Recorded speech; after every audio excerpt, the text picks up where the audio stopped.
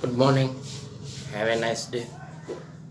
આપણે આજનો ટોપિક એટલે કે ઉપદ્રવી જંતુ અને રોગોનું જૈવિક નિયંત્રણ.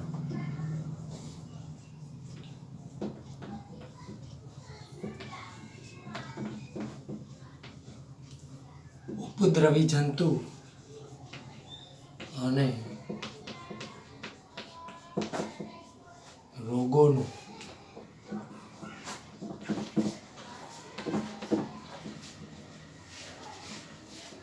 જૈવિક નિયંત્રણ. જે ઉપદ્રવી જંતુ એટલે જે કીટકો, ફૂગ, બેક્ટેરિયાઓ જે રોગ ઉત્પન્ન કરે છે વનસ્પતિમાં, એના વિશે ચર્ચા કરી છે.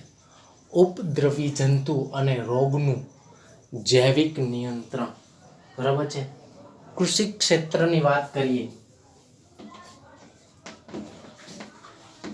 કૃષિ ક્ષેત્રે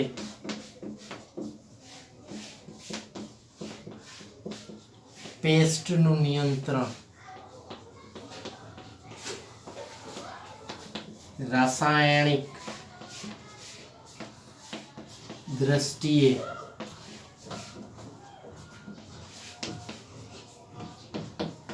હાનિકારક છે. કૃષિ એટલે કે ખેતીલાયક જે પાક છે એમાં જે જીવજંતુ આવે છે એનું આપણે જે નિયંત્રણ કરીએ છીએ, અને એ જો રાસાયણિક રીતે હોય તો એ ખૂબ હાનિકારક હોય છે. કેવી રીતે હાનિકારક હોય છે એ મેં તમને આગલા લેક્ચરમાં સમજાવ્યું હતું. બરાબર છે.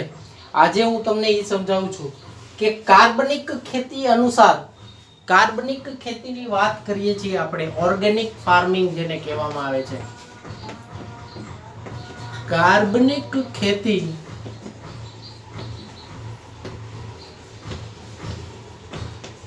કાર્બનિક ખેતી અનુસાર જૈવ વિવિધતાની સ્વાસ્થ્યની ચાવી છે.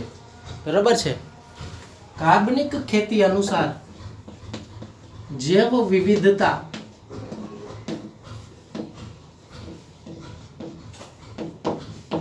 સ્વાસ્થ્ય માટે ઉપયોગી છે. કાર્બનિક ખેતી એટલે કે રસાયણ વગરની ખેતી. એમાં રાસાયણિક ખાતર ના આવે અને રાસાયણિક દવાઓનો પણ ઉપયોગ ના થાય. એટલે આ કાર્બનિક ખેતી, ઓર્ગેનિક ફાર્મ જૈવ વિવિધતા સ્વાસ્થ્ય માટે ચાવી છે એમ કહેવાય છે. જૈવ વિવિધતાથી તમે કાર્બનિક ખેતી કરી શકો છો અને એ સ્વાસ્થ્ય માટે ઉપયોગી છે એવું કહેવા માંગે છે. બરાબર છે. જોઈએ, જૈવિક ખેતી કરતા ખેડૂતો કીટકોનું નિવારણ.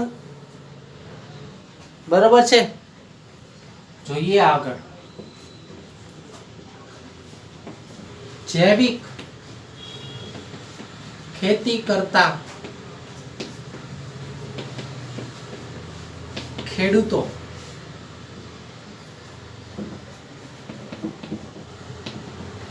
કાર્બનિક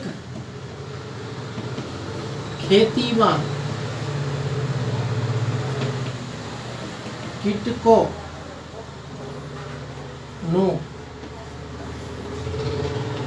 નિયંત્રણ ઉપયોગી સૂક્ષ્મ જીવો દ્વારા કરે છે. એમાં જે કીટકો, ફૂગ, બેક્ટેરિયાઓ જે રોગ ઉત્પન્ન કરશે એનું નિયંત્રણ આ ખેડૂતો કેના દ્વારા કરશે? તો કે જે ઉપયોગી સૂક્ષ્મ જીવો છે એના દ્વારા કરશે. બરાબર છે. જોઈએ એનાથી આગળ શું છે.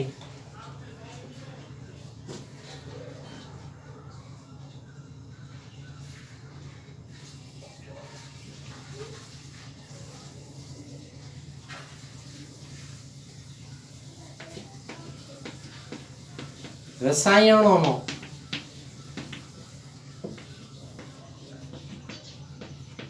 વધુ પડતો ઉપયોગ કરવાથી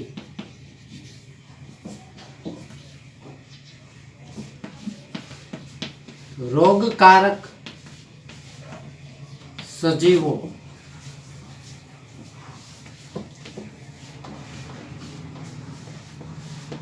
નાશ પામે છે. સાથે સાથે ઉપયોગી સૂક્ષ્મ જીવો પણ નાશ પામે છે.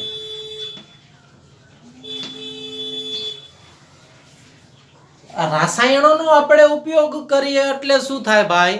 તો કે રસાયણોનો ઉપયોગ કરીએ એટલે રોગ ઉત્પન્ન કરતા સજીવો તો નાશ પામી જાય, પણ આપણા નિવસન તંત્રને, ખેતીને, પાકને જે ઉપયોગી સૂક્ષ્મ જીવો છે એ પણ નાશ પામે છે.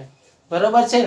ઓર્ગેનિક ફાર્મનો ઉપયોગ એવી રીતે વિકસાવવામાં આવે છે જેથી કરીને કાર્બનિક ખેતી, ઓર્ગેનિક ફાર્મમાં શું કરવામાં આવે છે તો કે કાર્બનિક ખેતીમાં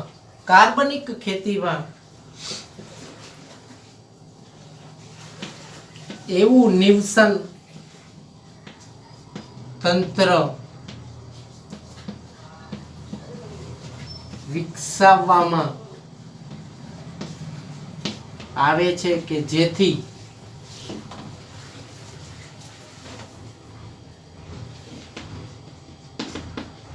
ઉપયોગી સજીવો ટકી જાય અને બિન ઉપયોગી સજીવો નાશ પામે. બરાબર. આપણા નિવસન તંત્રમાં કેટલા એવા સજીવો છે જે ઉપયોગી છે, કેટલા એવા છે જે નુકસાન કરે છે. તો આ કાર્બનિક ખેતીમાં એવું જ કરવામાં આવે છે. ઉપયોગી સૂક્ષ્મ જીવો છે એ ટકી જાય અને બિન ઉપયોગી સૂક્ષ્મ જીવો છે એ નાશ પામી જાય. એટલા માટે જ આ કાર્બનિક ખેતીમાં રસાયણોનો ઉપયોગ કરવામાં આવતો નથી. આ ઉપયોગી સજીવોથી જ બિન ઉપયોગી સજીવોને મારી નાખવામાં આવે છે.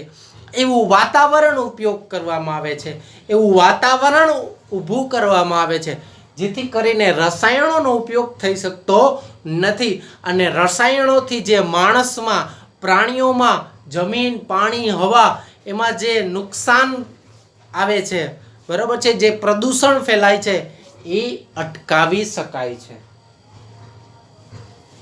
એનાથી આપણે આગળ વાત કરીએ તો જૈવ નિયંત્રણ દ્વારા વિષારી રસાયણો અને પેસ્ટિસાઇડ્સનો ઉપયોગ ઘટી જાય છે. કાર્બનિક ખેતી દ્વારા રાસાયણિક વસ્તુનો ઉપયોગ ઘટી જાય છે. રાસાયણિક વસ્તુનો ઉપયોગ ઘટી જાય એટલે પહેલો ફાયદો આપણને શું થાય? આપણામાં, જમીનમાં, પાણીમાં રોગ ઉત્પન્ન થશે નહીં. અને બીજો ફાયદો શું થાય ખબર છે?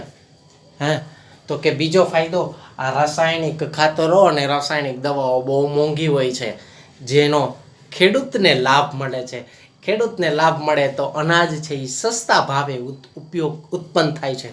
અનાજ સસ્તા ભાવે ઉત્પન્ન થશે એટલે શું થશે? તો કે અનાજ છે એ સસ્તા ભાવે વેચી શકાય. અનાજ સસ્તા ભાવે વેચી શકાય એટલે એનાથી અનાજ છે એ ગમે તેવો માણસ છે એ આવું અનાજ ખરીદી શકશે. બરાબર છે. એનાથી આપણે આગળ વાત હજી કરીએ. બરાબર છે.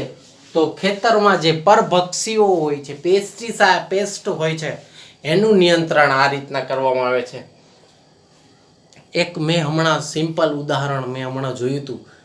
એક માણસે, એક ખેડૂતે ખારેક વાવી, ઇઝરાયેલી ખારેક, બહુ પુષ્કળ પ્રમાણમાં એનું ઉત્પાદન આવે. ઉદાહરણ આપું છું ખાલી સમજવા માટે, બરાબર, દાખલો વાત કરું છું. તો આ માણસનું ખેતર મેં જોયું તો એ માણસ એના ખેતરમાં એકેય પ્રકારની દવા વાપરતો નથી. તો દવા ન વાપરવું હોય તો એને શું કરવું પડે? તો એ માણસે પોતાના જે ખારેક વાવી હતી એના મૂળિયા પાસે નકરા ફોદીના, તુલસી એવા વૃક્ષો વાવી દીધા કે જેથી કરીને અમુક પ્રકારના સૂક્ષ્મજીવો મરી જાય. પછી બીજી બાજુ એને શું કર્યું?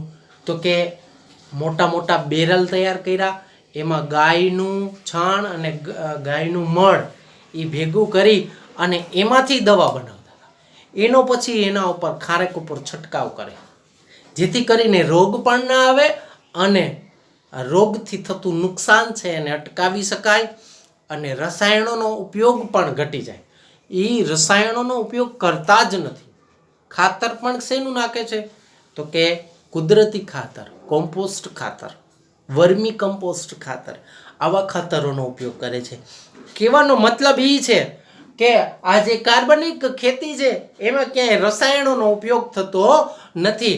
રસાયણોનો ઉપયોગ ન થાય એટલે જે પ્રાણીઓમાં અને ખાસ કરીને માણસમાં કેન્સર જેવા રોગ ઉત્પન્ન થાય છે એ રોગને ઘટાડી શકાય છે.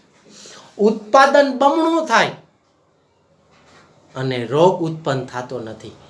ઇવન ખર્ચાળ પણ ઓછું છે, ખાલી મહેનત પડે છે થોડીક, બરાબર છે, પણ હાટે એનાથી સામે ફાયદો શું છે? તો કે તમારે રાસાયણિક ખાતરનો, રાસાયણિક દવાઓનો ખર્ચ બચી જાય છે, બરાબર છે. એટલે આ રીતના આપણે ઉપદ્રવી જંતુઓ છે અને રોગ છે એનું જૈવિક નિયંત્રણ આ રીતના કરી શકીએ છીએ.